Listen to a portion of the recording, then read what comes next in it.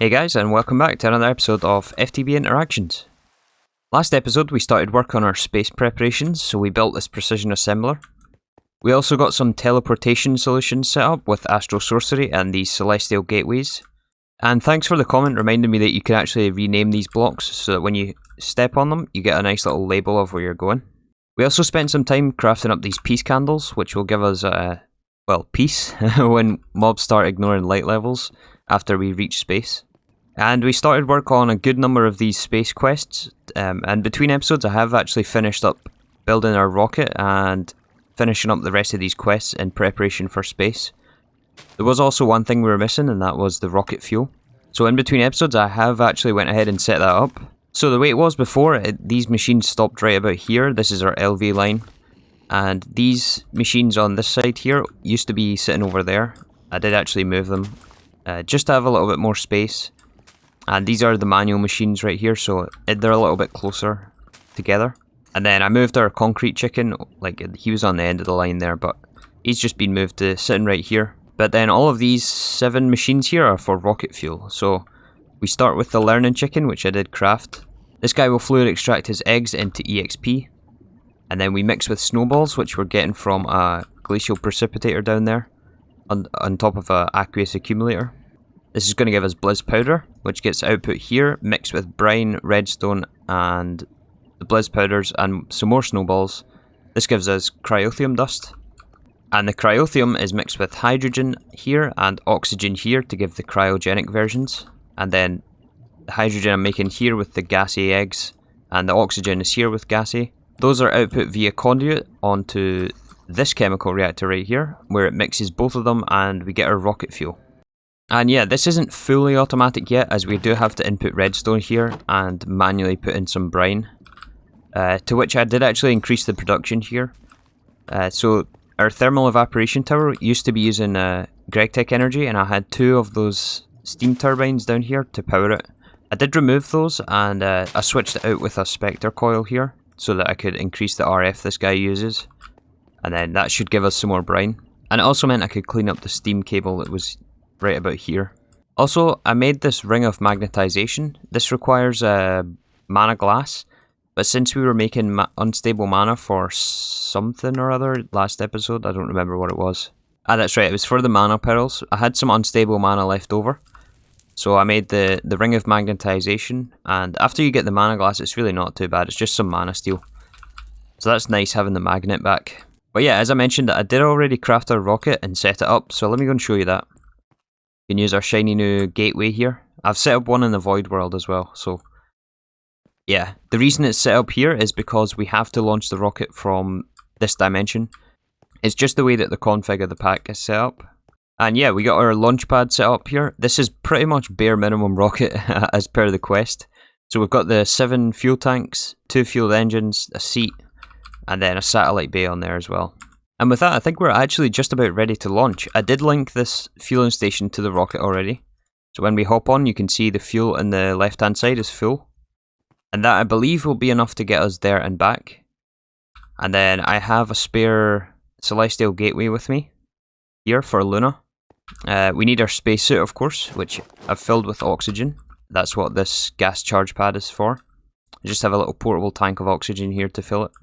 I think right now we are a bit underprepared with our gear to tackle any dungeons or anything, but we can go and set up our teleportation back here, and then that means that I can send the rocket back to this dimension, and we can just teleport using the celestial gateways in the future.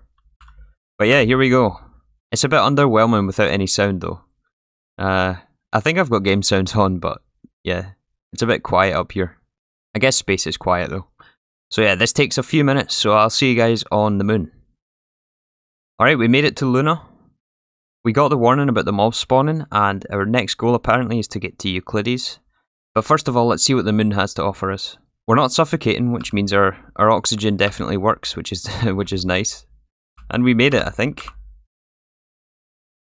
We're on Luna. Oh, no gravity. Awesome. So let's first of all set up teleportation. So I'm going to build our celestial gateway here.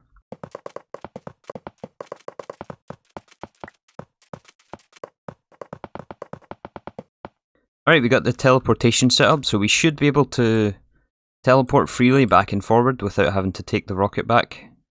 Yep, you can see our base, the void world, and the astral platform up there. So now let's have a little look around and see what we can find here. I think we are, as I mentioned, a little bit underprepared for the dungeons.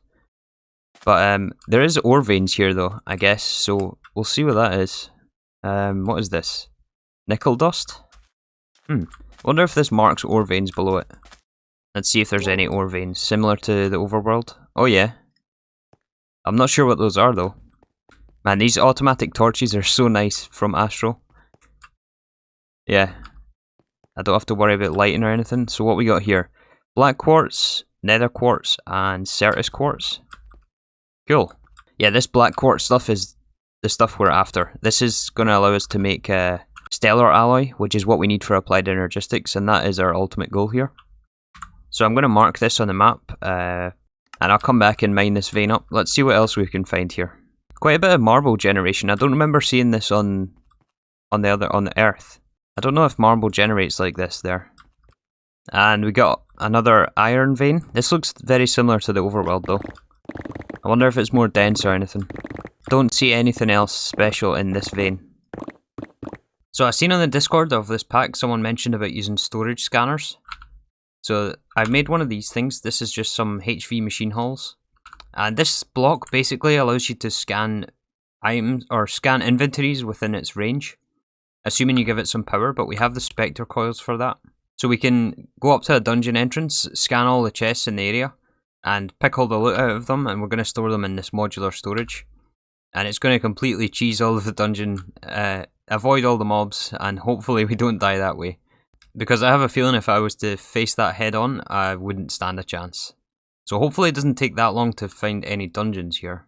I still don't see anything on the map. Aha, we got one. I think that will be a dungeon down there. Let's go check it out. Yep, this definitely looks like a dungeon. So I think what we'll do rather than... Oh yeah, this is bedrock. We can't mine this stuff. So I think what we'll do is go above it. I'll use my flux bore here. Give ourselves a little bit of space. Let's try this out, see if it works. So storage scanner. We can set the range and then give it some power. Alright, I think if we just hit scan. Oh yeah. We can see we got 4 chests here. Oh, this is nice. Oh, that's so good. It's not the best loot, but I mean, hopefully we get some decent chests in here. So we're going to store all of this in our modular storage. And since this only has, what, 20 block radius, we'll have to move it every now and then. So we'll just keep digging along. Oh, what's this? Certus quartz. Oh, I wonder if that's the blue vitriolic water, or I don't know if that's what it was called. The things we need to make the chickens. I bet you that's what that is. So I'll definitely pick up some of that as well. Oh yeah, there's quite a bit more here. Let's see what we got. More potions. Not great right now. Spider spawn. Stainless steel. Oh, I'll take that for sure. The quest for red granite apparently. I don't know if I've seen this in the overworld. Oh wow. Check this chest out. We got some ME interfaces, Sigil of Nature's Leech, 2 nether stars. Oh, and we got some hover boots too. Man, this is some decent loot. Much better than the overworld dungeon ones. I think what I'll do is go through this whole dungeon and collect all of the loot, and I'll show you all at the end. Oh, there's some titanium here as well. Oh man, this is awesome. So I found that with some of the items, presumably they have NBT data or something. But for example, this fluxomagnet, I can't take this out. I don't really know why that is, to be honest. But if we double click this, it highlights the chest in world. There it is down there. So if we want, we can actually go down and pick that up. Oh, look at that. We got our first stellar alloy. This is what we wanted. I thought this was only going to be craftable in this way. But if we can get it from dungeons, then man, that makes things so much easier to get applied energistics. It may be sooner than we thought, although the resource cost for the other components I haven't actually checked yet. So we might run into a few surprises. And oh yeah, by the way, I ran back and made this void satchel. Just since I was digging up so much, my inventory got really a mess. So you can configure this to different blocks, and when you pick them up, it just instantly voids them. So that's been nice. Means I can just dig here and not have to worry about all the cobble filling my inventory. Yeah, I may just leave that flux magnet, to be honest. Alright, I think I've got most of the chests cleared. I would like to get some buckets of that blue water that I found. So let's go try and do that. I don't know if I have any buckets in my bag somewhere. I have this tank, I guess we'll use that. So let's see what the best way is in here without getting absolutely destroyed. Obviously we can't mine these bedrock blocks. Alright, this room looks relatively safe here. I am going to build a way down though, just so I can get back up. Oh, this is actually cryotheum. Well, not quite as useful as the blue vitriolic water. Alright then, let's get out of here. I think we've got all we came for.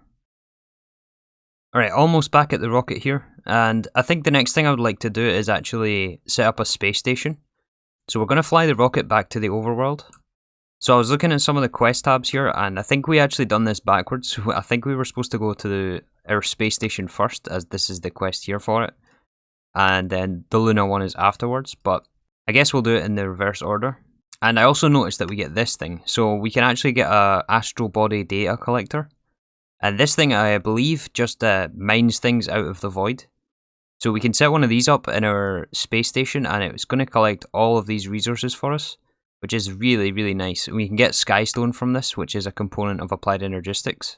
We'll also get some of the Britannia things, lead, silver, diamond, all these resources that we are actually lacking right now.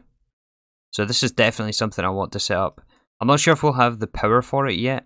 Maybe we can only run it some of the time, but at least we'll get some of these resources. And then pretty soon here, we're going to have to set up ore processing. So let's take the rocket back to Earth, back to Terra. We've got our Celestial Gateway here if we want to come back. So we don't need this rocket here anymore. And yeah, I'll see you back on Earth. Alright, we made it back. Let me gather up some things for the satellite build. Well, I'm stuck. Alright, so I gathered up all the pieces we need. I made another one of these launch pad structures here with our space station assembler. And then I crafted another satellite bay. And then we have our space station ID chip. So now what we can do is build our space station. And rather than building a big elaborate base down here, I'm just going to build more or less a cobblestone platform here. In fact, I think we'll do it out of the stone material we've been using. This stuff here. I'm just going to completely cover this launch pad. There, and now I believe we can just scan this. It's going to scan and then put it into the ID chip, and that's what we're going to launch in our rocket.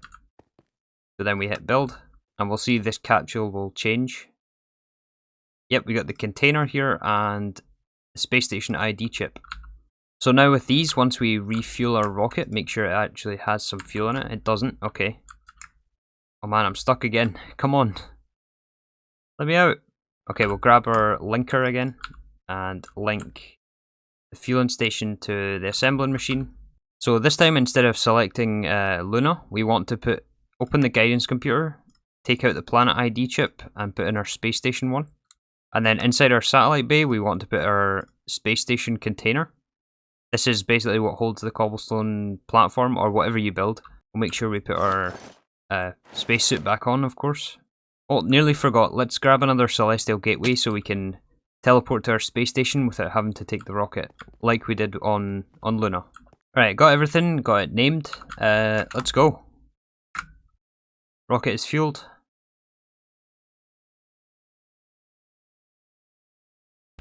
Aha, now we got the quest pop for the Infinite Expanse.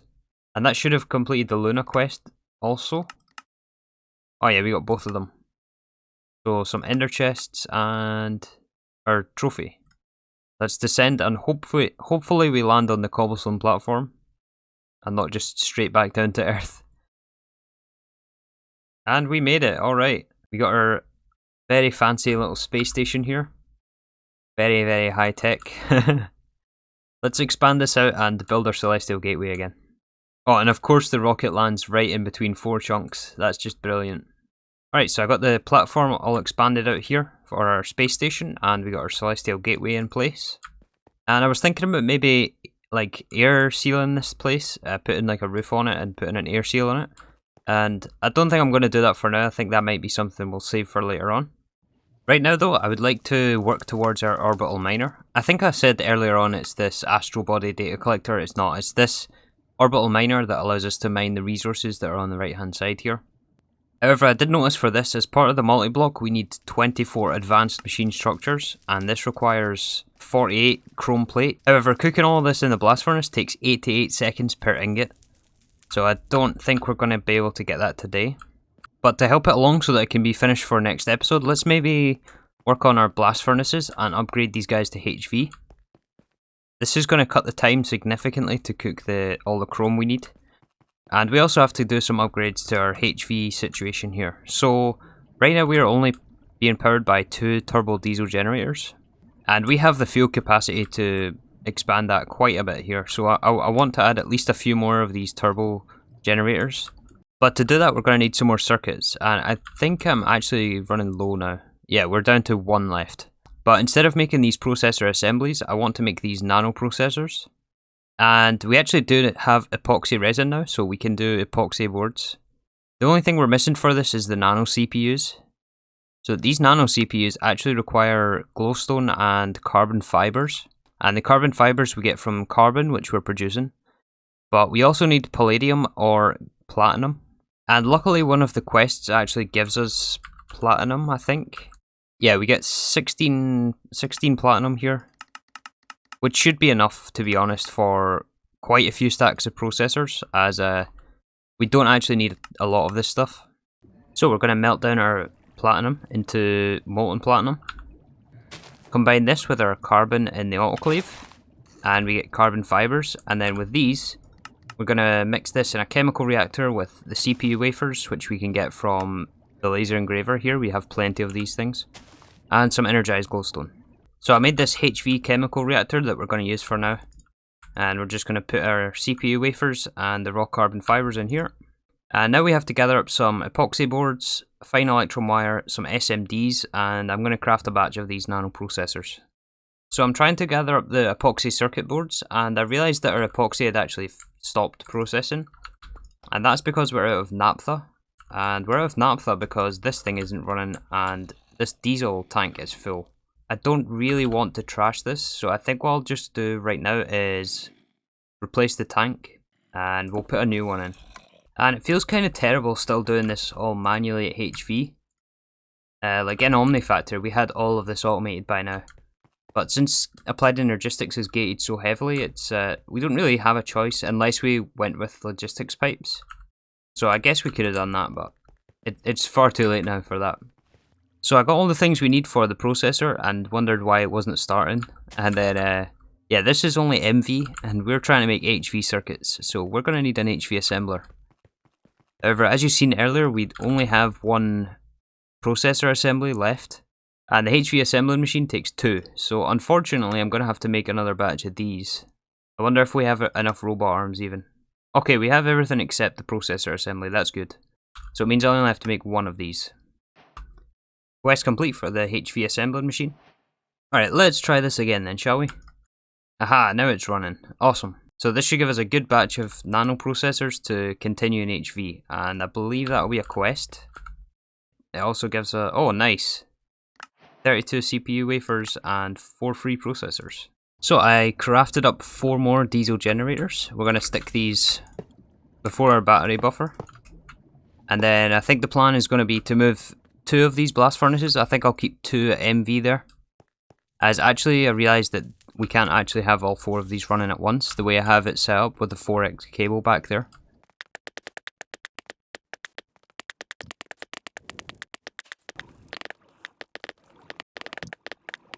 Alright, so I hooked up the generators. These are filling with our infused nitro diesel. We're going to just cook our chrome in here. I think I might have to go mining for some more ruby though, as I don't think this will be quite enough.